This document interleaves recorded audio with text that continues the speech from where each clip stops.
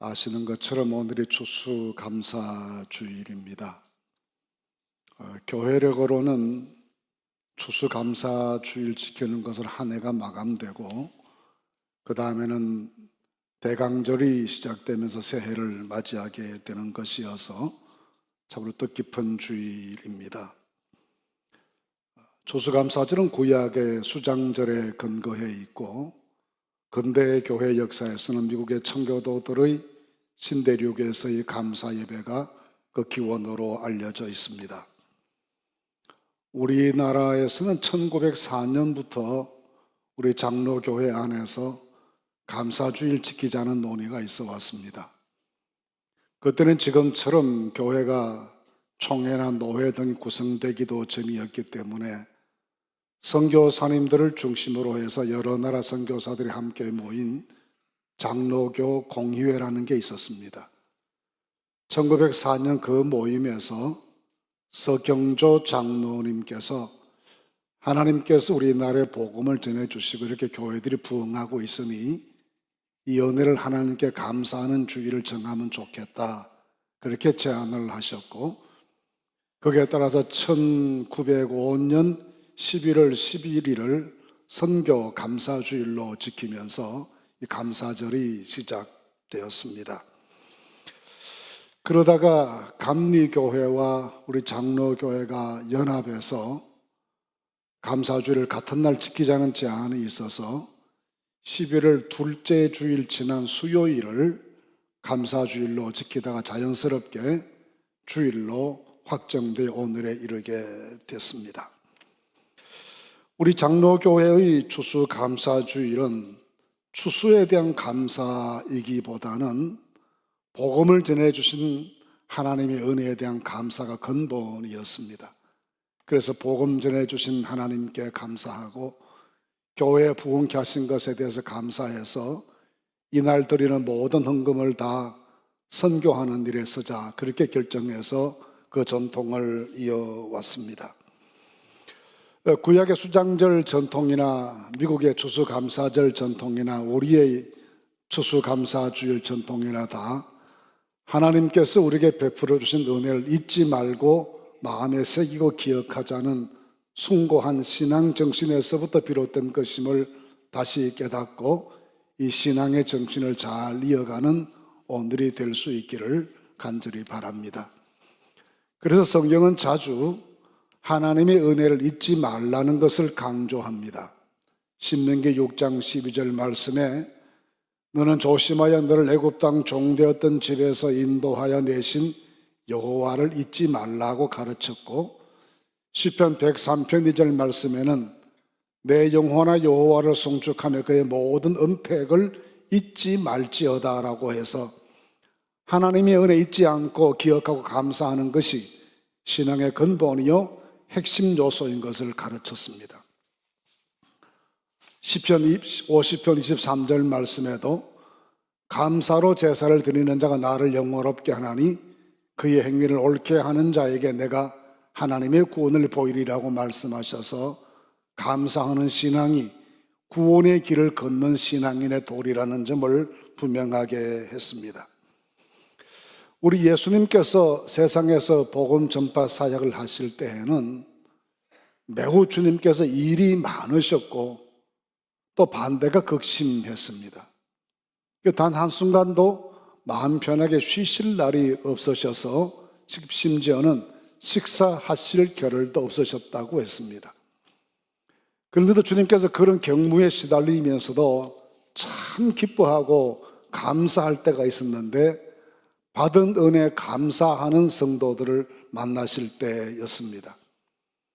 10사람의 나병 환자들이 고침받았을 때 사마리아 사람 한 사람이 돌아와서 감사했는데 그를 보시고 기뻐하시면서 내 믿음이 너를 구원했다 하고 축복하십니다. 오늘 성경 본문 말씀에서도 주님께서는 한 여인이 눈물겨운 감사와 섬김으로 주님께 나아오자 매우 기뻐하시면서 내 믿음이 너를 구원하였으니 평안히 가라고 그의 오늘과 내일을 동시에 축복해 주셨습니다. 감사하는 사람들에게 이렇게 복을 내리시는 주의 말씀을 생각하면서 감사의 의미를 오늘 다시 생각해 보겠습니다. 예수님께서 한 바리새인의 집에 초대를 받고 그 집에서 식사를 하시게 되었는데 한 여인이 나타났습니다. 그 장면을 37절 38절에서 이렇게 설명합니다. 그 동네에 죄를 지은 한 여자가 있어 예수께서 바리새인의 집에 앉아 계심을 알고 향유 담은 옥합을 가지고 와서 예수의 뒤로 그 발 곁에 서서 울며 눈물로 그 발을 적시고 자기 머리털로 닦고 그 발에 입 맞추고 향유를 부었다라고 했습니다. 소문난 나쁜 사람이었던 한 여성이 찾아와서 홀연 그 분위기가 아주 어색하게 되었는데 주님께서는 오히려 울며 눈물로 자기 발을 적시고 머리털로 닦고 향유를 부어드리는 파격적인 여인의 행동을 잠자코 수용하시고 허락하셨습니다. 이 장면이 주변 사람들에게 마음에 잘 이해가 되지 않았습니다. 마가복음 14장 5절 말씀은 이렇게 기록됐습니다. 이 장면을 본 제자들이 말하기를 이 향유를 300데나리온 이상에 팔아 가난한 자들에게 줄 수 있었겠도다 하며 그 여자를 책망했다라고 하여 이 여성의 과도한 낭비에 대해서 시비를 걸었습니다. 그런가 하면 본문에서는 이 여성의 섬김을 잠자코 받아들이시는 예수님의 태도에 문제가 있다는 점을 지적합니다. 39절에 보시면 예수를 청한 바리새인이 그것을 보고 마음에 이르되 이 사람이 만일 선지자라면 자기를 만지는 이 여자가 누구미 어떠한 자 곧 죄인인 줄을 알았으리라 했습니다. 본문은 이 사람은 이 여성의 신분과 과거사가 마음에 들지 않아 이 일에 대해서 시비를 제기하고 있다라고 보도합니다. 오늘 말씀에는 이 사람이 바리새인이라고 했습니다. 40절 말씀에서는 예수님이 이 사람을 시모나 그렇게 부르시는 것을 보니 이름은 시몬이라는 사람입니다. 마가복음 14장 3절 말씀 예수께서 베다니 나병 환자 시몬의 집에 식사하실 때에 한 여자가 매우 값진 향유고 순전한 나드 한 옥합을 가지고 와서 그 옥합을 깨뜨려 예수의 머리에 부었다라고 했습니다. 종회법은 이 바리새인은 과거 나병 환자였고 이름은 시몬이라는 사람입니다. 아마도 그는 나병을 고침받은 바리새인이었을 것입니다. 그 은혜가 감사해서 예수님 믿고 따르는 제자 가운데 한 사람이 됐습니다. 보통 많은 바리새인들이 다 예수님과 대척 관계에 서 있었는데 이 사람은 받은 은혜 감사해서 주님을 믿고 따르는 무리 가운데 하나가 된 예수님께 대해서 복이 드물게 열린 마음을 가진 바리새인이었습니다. 그런 사람의 시각으로 볼 때에도 잠자코 여성을 허락하시는 예수님의 태도가 이해되지 못했고 마음에 들지 않아 속으로 불만을 가지게 됐습니다. 왜냐하면 이 여인이 그 마을에서 소문난 죄인으로 살던 사람이었기 때문입니다. 주님의 제자들은 이 여성의 과소비를 비판했고 바리새인 시몬은 그를 받아들이시는 예수님의 태도를 용납하기가 어려웠습니다. 여기에서 우리는 사람을 대하는 두 가지 기본 자세의 차이를 보게 됩니다.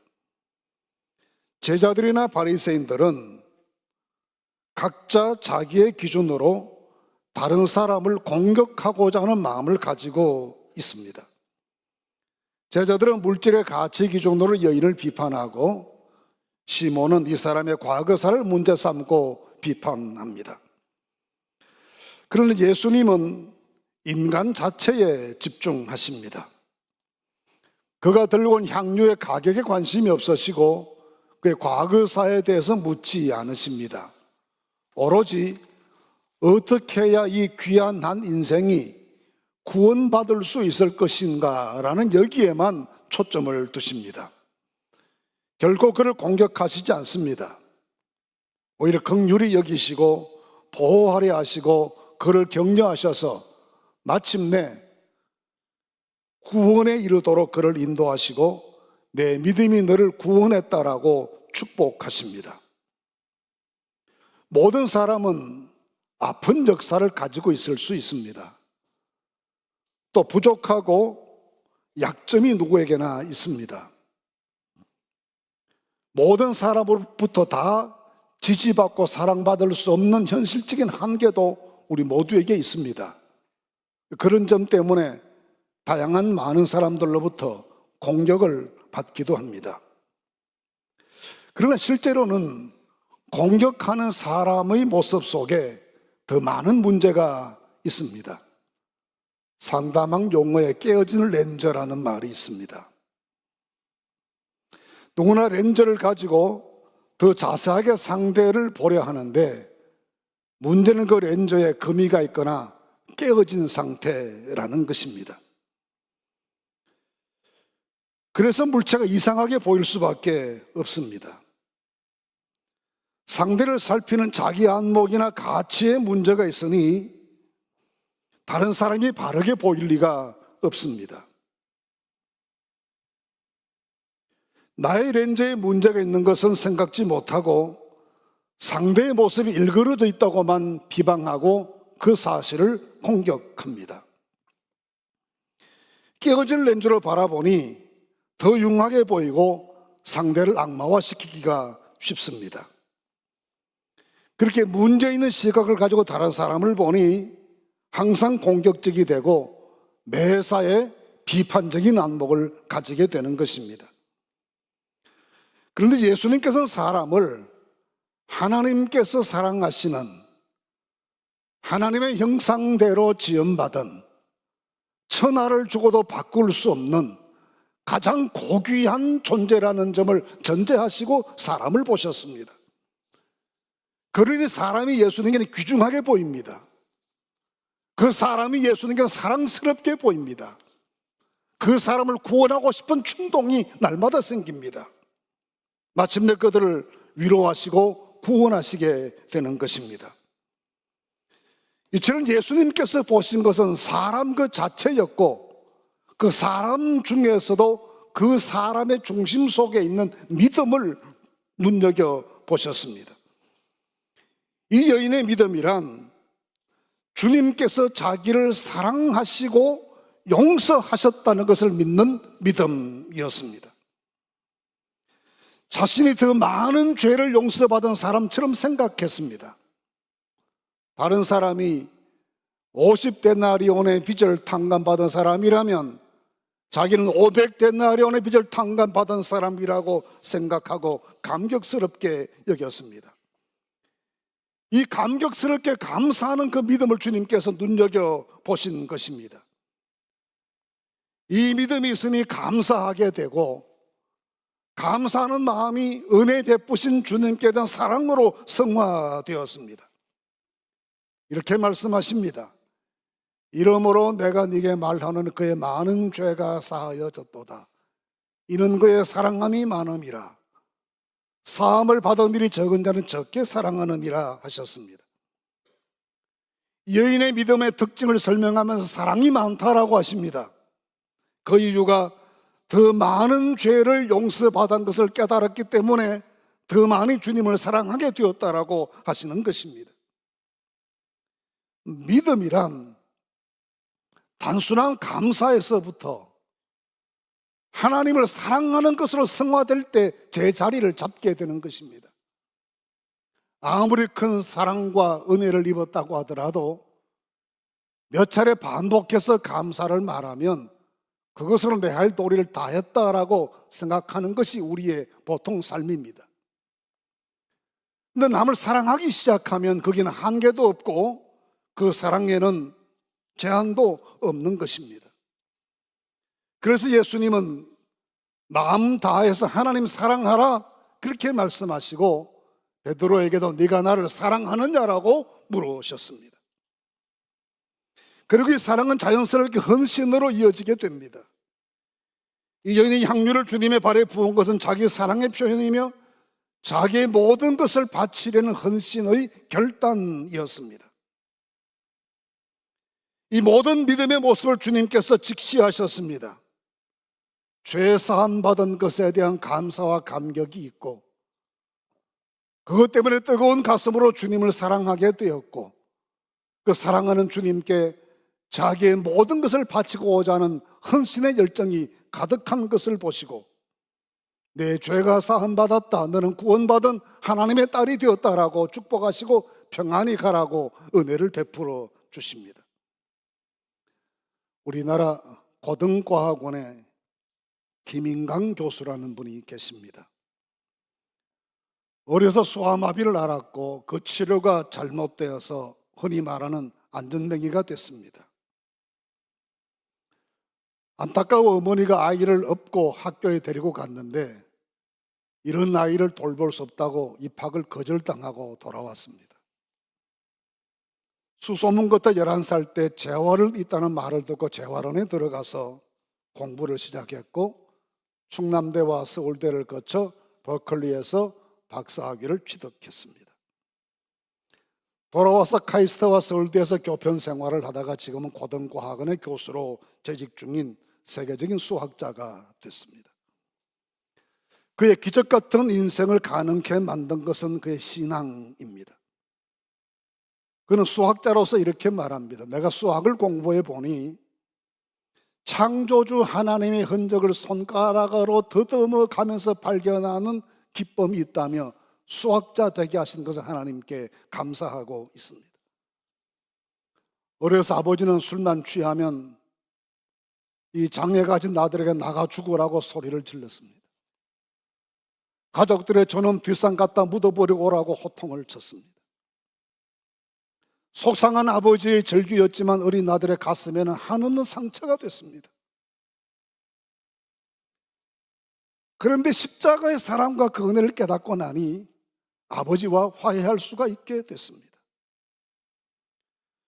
그는 지금도 십자가에서 베푸신 구원의 사랑의 감동, 그 은총의 엄청남을 전하고 가르치는 일에 여념이 없습니다. 이렇게 말한 것을 들었습니다. 장애를 가진 몸이라 불편한 것이 많지만 견딜 수 있을 만큼 장애를 주신 하나님께 감사한다고 했습니다. 그의 글과 말에는 감사가 흘러 넘칩니다. 하나님은 믿음이 있고 감사기를 쉬지 아니하는 그를 세계적인 수학자로 지금도 사용하고 계십니다. 하나님께 감사합시다. 그렇게 할수록 감사가 흘러 넘칠 수 있도록 우리 잔을 채워주실 것입니다. 주님은 감사하는 이 여성에게 평안히 가라고 축복하십니다. 평안히 가라는 말씀이 무슨 뜻입니까? 이제 네 인생 걱정하지 않아도 된다. 불안해할 이유도 없다. 앞으로는 괜찮을 거다. 염려 떨어버리고 편안한 마음으로 열심히 살면 다 된다. 앞으로 내가 네 인생 철저히 잘 챙길 테니까 걱정 말고 믿음으로 열심히 살아라. 내가 너를 보장한다. 그 말씀이 평안히 가라는 말씀 아니겠습니까? 감사하고 살면 우리 앞날에 평안히 살아갈 수 있도록 주님께서 보장하여 주실 것입니다. 주님께서는 옥합을 깨뜨리고 향유를 부어 당신에게 헌신하는 이 여성의 헌신에 감동받으셨습니다. 그러나 정작 당신 자신은 옥합과 비교될 수 없는 자기 육체를 깨뜨리시고 물과 피를 다 쏟으셔서 우리의 죄를 대속하여 주셨습니다. 너희가 대속함을 받은 것은 은이나 금같이 없어질 것으로 된 것이 아니요 오직 흠없고 점없는 어린 양 같은 그리스도의 보배로운 피로 된 것이니라고 베드로는 가르칩니다. 그는 우리를 위해 모든 것을 다 주셨습니다. 땀과 눈물과 피와 물을 쏟아부어 주시고 오늘도 우리 위해 기도하시며 우리에게 성령을 보내주셔서 믿음으로 살아갈 수 있도록 도우십니다. 이 하나님께 감사하는 날 되십시다. 이 사랑 때문에 우리도 주님을 사랑하고 살아가십시다. 자기의 모든 것을 주신 주님 앞에 우리의 모든 것을 바쳐 살아가십시다. 그리하시면 평안히 가라, 우리 앞날에 평안히 가라 하시는, 우리의 미래를 평안으로 보장해 주시는 하나님의 축복이 우리와 함께 하실 줄로 믿습니다. 평안을 누리시는 성도들 되시기를 주님의 이름으로 축원합니다.